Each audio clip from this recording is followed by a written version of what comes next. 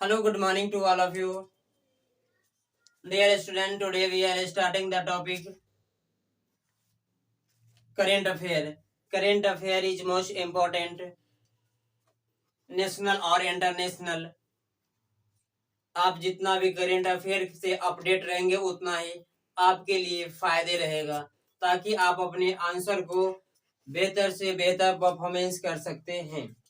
आपको यह ध्यान होना चाहिए कि आप अपनी तैयारी को बेहतर बनाने के लिए प्रतिदिन कुछ न कुछ अपने स्ट्रेटजी में अपडेट करना बहुत जरूरी है, ताकि आप जितना अपडेट करेंगे उतना ही बेहतर आपकी तैयारी मजबूत होते हुए आगे की ओर चला जाएगा। हालांकि बात कर लेते हैं कि पहले आप इंटरनेशनल और नेशनल करंट अफेयर पढ़ना क्या है।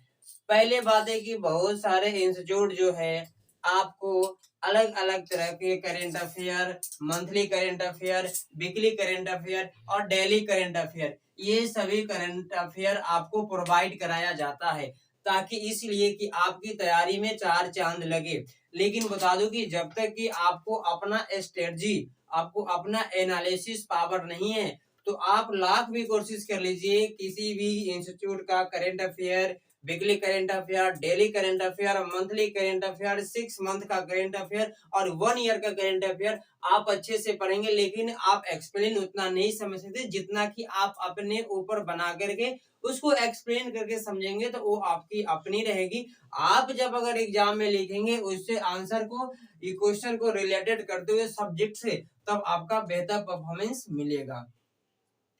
अब देखो कि इसमें करना क्या है। जो भी आपका अंतरराष्ट्रीय करंट अफेयर हो उसका एक अलग कॉपी बनता है, और नेशनल करंट अफेयर हो उसका एक अलग बनता है।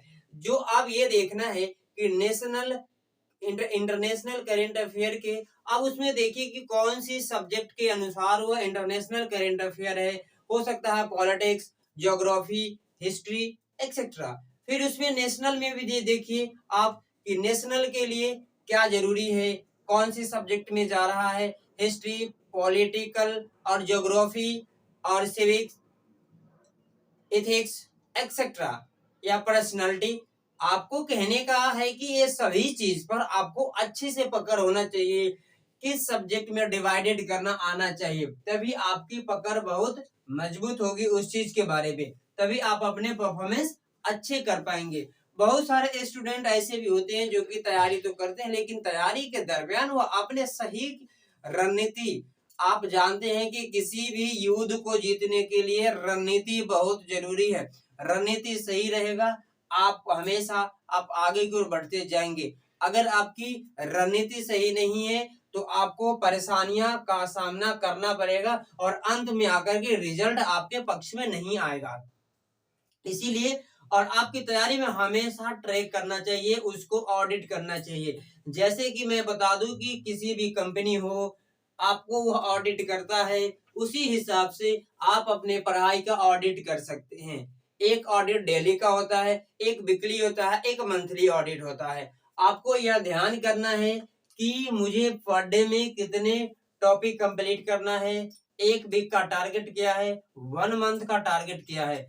तभी आप जाकर के आप आगे की ओर बढ़ पाएंगे और अपने आप को ट्रैक कर पाएंगे कि हम सही चल रहे हैं कि नहीं। अगर आपके बीच में अगर सही नहीं चल रहे हैं तो उस चीज को ट्रैक करना पड़ेगा, और उस चीज को ट्रैक करके फिर उसको वहां से सुधारना पड़ेगा, तभी आप जाकर के आगे अच्छे परफॉर्मेंस कर सकते हैं। आगे बात करूं तो इसके लिए आप देखिए कि पहले आपको डायरी बनाना पड़ेगा और सभी का एक टाइम टेबल डिक्लेयर करना पड़ेगा।